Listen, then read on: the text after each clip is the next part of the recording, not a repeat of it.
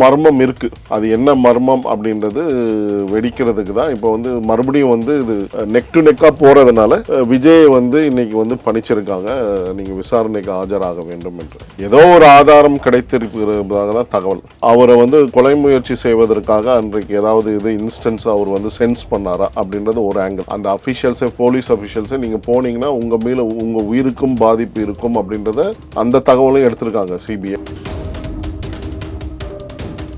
இப்ப லேட்டஸ்டா ஒரு க்ளூ கிடைச்சிருக்கு. அது செந்தில் பாலாஜியினுடைய ஆஸ்பெக்ட் தான். பேரே வெளில வரலையே, சைலண்டா இருக்கு. அந்த பாயிண்ட்க்கு அரைவ் ஆகணும். அமைதி தான் ஆபத்து. எவ்வளவுக்கு எவ்வளவு அவரை வந்து கண்டுக்காத மாதிரி வச்சிருக்காங்களா, கடைசி நேரத்தில் அவர் எலெக்ஷன் நேரத்தில் கவுனாலும் கவிடுவாங்க. அந்த சதியில வந்து ஆதவ் அர்ஜுனுக்கும் சபரீசன் அவர்களுக்கும் ஏதாவது இன்வால்மெண்ட் இருக்கா அப்படின்ற ஆங்கிள் வந்து விசாரணை போயிட்டு இருக்கு. சபரீசன் ஏற்கனவே நடந்ததாகவும் இப்போ வந்து ஆதவ் அர்ஜுன் அந்த வண்டியை வந்து வேனை வந்து உள்ள விடுங்க, கூட்ட நெரிசல்ல விடுங்க அப்படின்னு சொல்லி ரொம்ப ஃபோர்ஸ் பண்ணி பேசினதா அந்த ஆங்கிள் விசாரணை போகும்.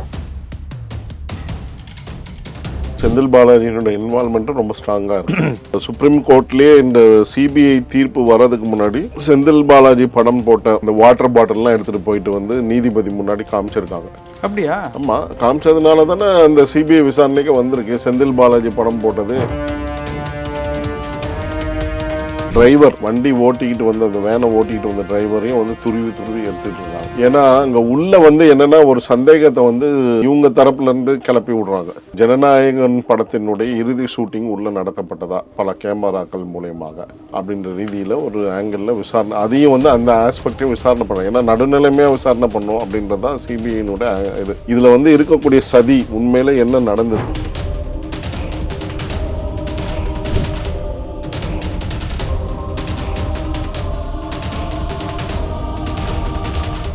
ரியல் ஒன் நேயர்களுக்கு வணக்கம். இன்று நம்மளுடைய நேர்காணலுக்கு அரசியல் விமர்சகரான திரு சரவண பெருமாள் அவர்கள் இணைஞ்சிருக்காங்க. சார் வணக்கம். வணக்கம். தாவேகாவினுடைய வேட்பாளர் நேர்காணல் வந்து டிவிக்கு வந்து அவங்களுடைய ஹெட் ஆஃபீஸ் பனையூரில் வந்து பிளான் பண்ணியிருந்தாங்க.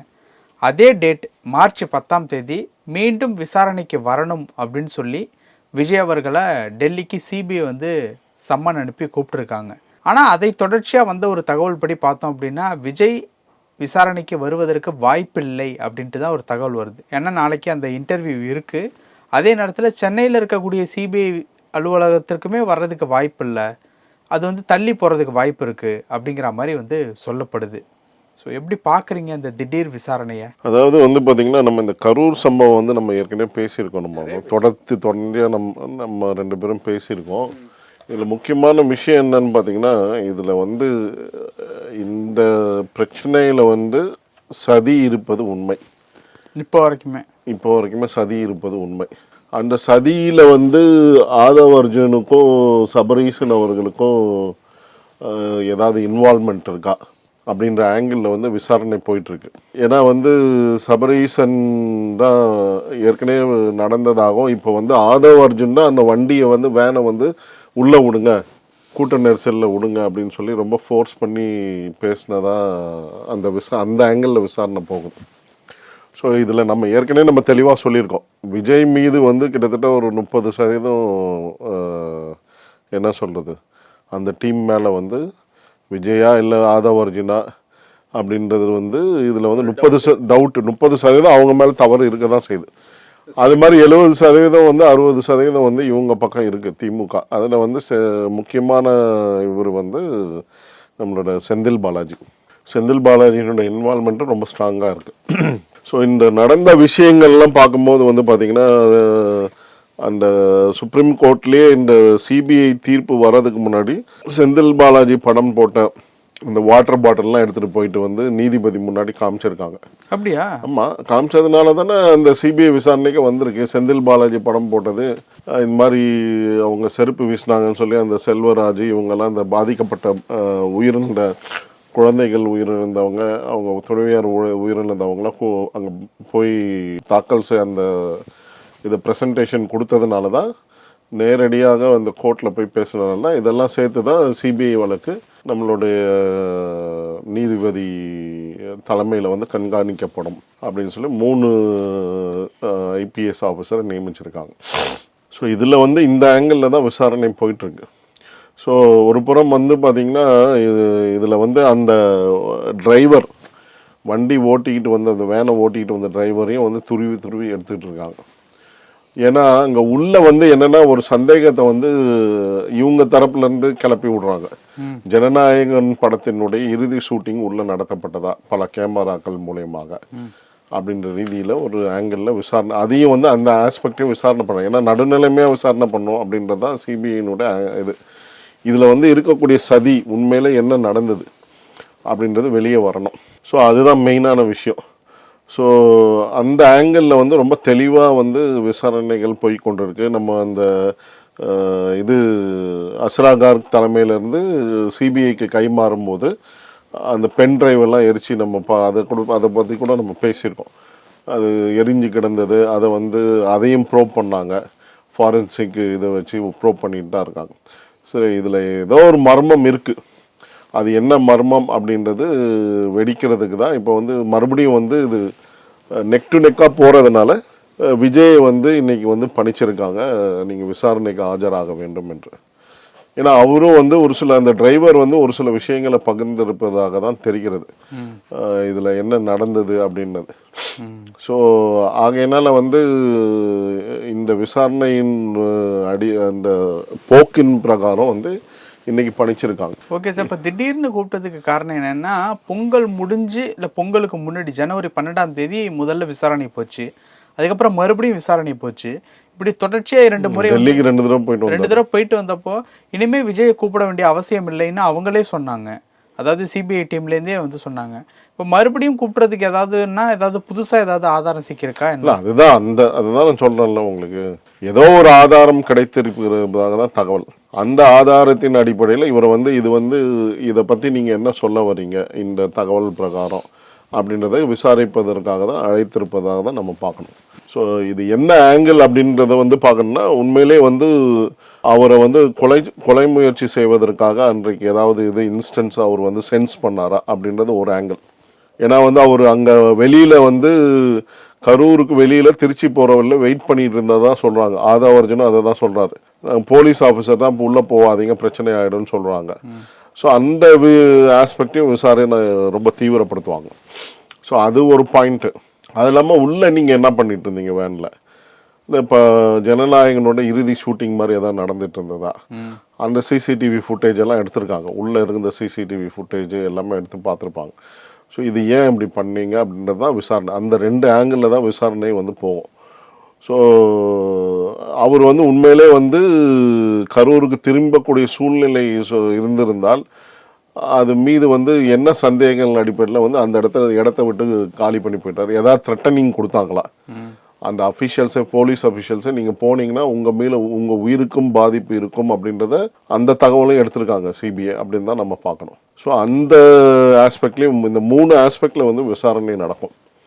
ஒன்று வந்து இந்த டிரைவர் சொன்னது உள்ள ஜனநாயகன் படத்தின் இறுதி ஷூட்டிங் நடந்ததா, அது இல்லாமல் வந்து த்ரெட்டனிங்காக ஏதாவது அவர் சென்ஸ் பண்ணாரா, இல்லை அஃபிஷியல்ஸே வந்து அந்த மாதிரி இண்டிகேஷன் ஏதாவது கொடுப்பாங்களா அப்படின்னா அந்த மாதிரி சொல்லியிருக்கலாம், வாய்ப்புகள் இருக்குது. இப்போ போலீஸே நம்ம பிரச்சனையில் ஒரு கேஸில் அப்படி தான் போலீஸ் என்கிட்ட சொன்னாங்க, நீங்கள் இப்படிலாம் சண்டை போட்டுக்கிட்டு இருந்தீங்கன்னு வச்சுக்கோங்களேன், வெளியால் வந்து எவனோ சாட்சி விட்டு போயிடுவான், அப்புறம் வந்து என்ன ஆகும்னா நீங்கள் வந்து சொத்தையும் அனுபவிக்க முடியாது அப்படின்லாம் ஒரு போலீஸே சொல்கிறார், ஆஃபீஸரே போலீஸ் ஸ்டேஷனில் வச்சு. அந்த மாதிரியான நிலைமை வந்து இங்கேயும் வந்து வந்திருக்கலாம். உங்களை மிரட்டுறாங்கிறதுக்கும் அவங்கள மிரட்டுறதுக்கும் இல்லை, இப்படி தான் அவங்களோட பேட்டர்ன் அப்படி இருக்குன்றத சொல்ல வரேன் நான். என்ன மிரட்டுறாங்கிறது அது டாபிக் வேறு. பட் இப்படி இண்டிகேட் பண்ணியிருக்கலாம், நீங்கள் கீழே இறங்கி போனாலும் உங்களை அட்டாக் பண்ண வருவாங்க. அதான் இனிஷியலாக வந்த தகவல். இனிஷியலாக வந்த தகவல் என்னன்னா, நீங்கள் போனீங்கன்னா அங்கே வந்து கலவரம் உருவாகும், மக்கள் உங்கள் மேலே கொந்தளிப்பாக இருக்காங்க அப்படின்ற பொய் தகவலை சொல்லியிருக்கலாம். ஆனால் விஜய் அங்கே போயிருந்தால் அது பேசிஃபை ஆகிருக்கும் அந்த இடத்துல. அது வந்து பூதாகரமாக இந்த அளவுக்கு அவர் மீது திசை திருப்பப்பட்டு இருக்காது. ஸோ இப்போ என்னென்னா அவருக்கு ஒரு அவப்பெயரை உருவாக்கணுன்ற சூழ்நிலையில் ஏற்பாடு பண்ணியிருக்காங்க. ஸோ இதில் வந்து நிறைய விஷயங்களை வந்து சிபிஐ என்கொயரி பண்ணணும். இன்னொரு ஆங்கிள் என்ன என்கொயரி பண்ணணும்னா, இப்போ வந்து முதலமைச்சர் அவர்கள் வந்து அவருக்கான ஃப்ளைட்டும் வெயிட் பண்ணிட்டு இருந்திருக்கு முன்னாடியே, புக்கிங் பண்ண மாதிரி. அது இல்லாமல் அங்கேருந்து நர்ஸுகள் வந்து டாக்டர்ஸ்லாம் வந்து செட் பண்ணி ரெடியாக இருந்து ஏதோ கான்ஃபரன்ஸ் பண்ணியிருக்காங்க எங்கள் திருச்சியில். அதுவும் ரெடியாக இருந்திருக்கு. வருமுன் காப்போம் வருமுன் காப்போம் மாதிரி எம்பிபிஎஸ் முடிச்ச எம்டி படிச்சிட்டு இருந்த டாக்டர்ஸ் கான்ஃபரன்ஸ் மாதிரி நடத்தி அந்த ஸ்டூடெண்ட்ஸ் தான் வந்து போஸ்ட்மார்ட்டமே பண்ணியிருக்காங்க. ஸ்டூடெண்ட்ஸ் எம்டி படிக்கக்கூடிய ஸ்டூடெண்ட், எம்எஸ் எம்டி படிக்கக்கூடிய ஸ்டூடெண்ட் போஸ்ட்மார்ட்டம் பண்ணியிருக்காங்க. அந்த நர்சஸ் செவிலியர்களே ட்ரெயினி செவிலியர்கள் தான் பண்ணியிருக்காங்க. சார், இப்போ நடக்கக்கூடிய சுச்சுவேஷன் படியும் பாருங்களேன். நாளைக்கே அவங்க கட்சியினுடைய வேட்பாளர்கள் இன்டர்வியூ எலெக்ஷனுக்காக ஒவ்வொரு வேட்பாளர் கூப்பிட்டு இன்டர்வியூ பண்ணுவாங்க.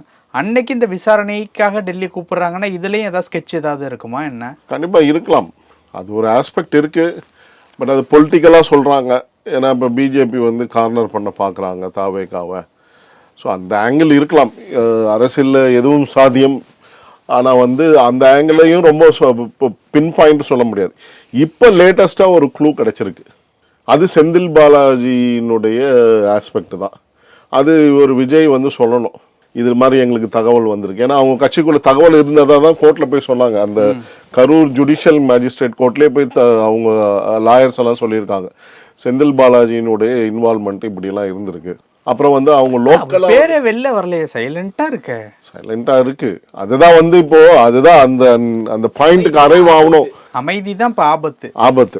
எவ்வளோக்கு எவ்வளோ அவரை வந்து கண்டுக்காத மாதிரி வச்சிருக்காங்களோ கடைசி நேரத்தில் அவர் எலெக்ஷன் நேரத்தில் கவுனாலும் கவிடுவாங்க சிபிஐ. அதாவது இதுதான் வந்து பொசிஷன். இந்த வேட்டை நாயெல்லாம் எங்கள் அப்பா சொல்லுவார், எங்கள் ஊர் சைடு இந்த கோம்ப நாயின்னு சொல்லுவாங்க. அதெல்லாம் அப்படியே வெயிட் பண்ணிகிட்டே இருக்குமா பாயிறதுக்கு. அந்த மாதிரி சிபிஐ வந்து வெயிட் பண்ணிட்டு இருக்கு, பாண்டி அட்டாக் பண்ணி பிடிக்கிறதுக்கு. முந்தா நேரத்தோ வந்து நம்ம எடப்பாடி பழனிசாமி அவர்கள் வந்து செந்தில் பாலாஜியை பற்றி குறிப்பிட்டு பேசியிருக்கார். இதெல்லாம் இந்த டாட்ஸ் எல்லாம் கனெக்ட் ஆகுது. ஸோ அதனால இவர் மீது பிரமாண வாக்குமூலம் வாங்குறதுக்காக கூப்பிடலாம். செந்தில் பாலாஜியோட இன்வால்மெண்ட் என்ன, அதனோட இதுனா சபரீஷனோட இன்வால்மெண்ட் என்ன, ஆதவர்ஜனுக்கும் சபரீஷனுக்கும் ஏற்கனவே தொடர்புகள் இருந்ததா, இதில் வந்து பின்னணி என்ன, ஏன் ஆதவர்ஜன் புஷ் பண்ணார் இந்த வேனை ஃபார்வர்டா அப்படின்ற ஆங்கிளில் போகும். கண்டிப்பாக இன்னும் வந்து சஸ்பெக்ட் இருக்க தான் செய்யுது. ஆதவர்ஜன் வந்து உண்மையிலே வந்து திமுகவினோட ஸ்லீப்பர் செல்லா அப்படின்றத கண்டுபிடிப்பாங்க. அதுதான் மெயின் ஆஸ்பெக்ட். ஸோ ஆனால் வந்து இங்கே வந்து என்னென்னா இந்த விசாரணைக்கு ஏதோ ஒரு க்ளூ அவங்களுக்கு மெயினான கிடைச்சிருக்கு. ஆளும் கட்சியினுடைய தொடர்புடைய அந்த இது வாக்குமூலம் வாங்குவதற்காக அழைத்திருப்பார்கள். அது வந்து ஒரு ஆஸ்பெக்ட். இதெல்லாம் கோயின்சிடென்ஸாக நடக்கிறதா. சிபிஐ விசாரணைன்றது ஃபிக்ஸ்டு டேட்டா. இப்போ இந்த கோர்ட்டில் வாய்தா கொடுப்பாங்க பாருங்க, சார் அடுத்த மாதம் 23ஆம் தேதி உங்களுக்கு ஹியரிங் இருக்கு, அப்படிலாம் பண்ண முடியாது.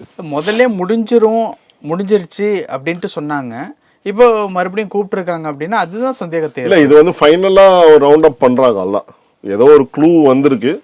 அதில் வந்து பிரமாண வாக்குமூலம் வாங்கிட்டு அவர் அந்த ஃபைனல் ரவுண்டுக்காக கூப்பிட்ருக்காங்க அப்படின்னு தான் நம்ம பார்க்கணும். ஸோ அதில் வந்து ஏதோ ஒரு பெரிய புள்ளி சிக்கிறதுக்கான வாய்ப்புகள் இருக்குது அப்படின்றத நம்ம கருத்து கொள்ளணும். ஸோ அதனால நம்ம ஏற்கனவே நம்ம சொன்ன மாதிரி நிறைய விஷயங்கள் இருக்குது. அதாவது ஏரி மெரிச்சாங்கலாம் சொல்கிறாங்க, அந்த உளுந்து கிடந்தவங்கள கத்தி வச்சு குத்துனாங்கன்னு சொல்கிறாங்க, ரவுடி பசங்க உள்ளே பூந்துட்டாங்கன்றாங்க. அதெல்லாம் இவர் பார்த்துருக்கலாம். ஏன்னா அங்கே அந்த ஸ்டேஜில் பார்க்கும்போது அவங்களுக்கு கிளியராக தெரியும், நகர்ந்து போகும்போது தெரிஞ்சிருக்கலாம். ஸோ அவங்க உள்ள நூல்ந்து கலாட்டா பண்ணுறாங்க அப்படின்றதெல்லாம். ஸோ அந்த ஆஸ்பெக்ட் எல்லாம் விசாரணை பண்ணுவாங்க. ஏற்கனவே விசாரணை பண்ணியிருப்பாங்க. இன்னும் ஒரு வேற சில க்ளூஸ்லாம் கிடைச்சிருக்கும். ஒரு முக்கியமான ஆதாரத்தின் வாக்குமூலம் வாங்குவதற்காக அழைத்திருப்பதாக நான் பார்க்குறேன். பல விஷயங்கள் பேசணும். நேரத்துக்கு ரொம்ப நன்றி சார். நன்றி நன்றி நன்றி. உங்கள் பிசினஸ் இன்னும் அதிக மக்களை சென்றடைய வேண்டுமா? இன்றைய டிஜிட்டல் உலகில் சரியான ப்ரமோஷன் தான் வெற்றியின் முதல் படி. தமிழகம் முழுவதும் பல லட்சக்கணக்கான பார்வையாளர்களை தினமும் சென்றடையும் ரியல் ஒன் யூடியூப் சேனல்களில் உங்கள் பிசினஸ் இனி எல்லோரும் அறியட்டும். குறைந்த செலவில் அதிக ரீச்.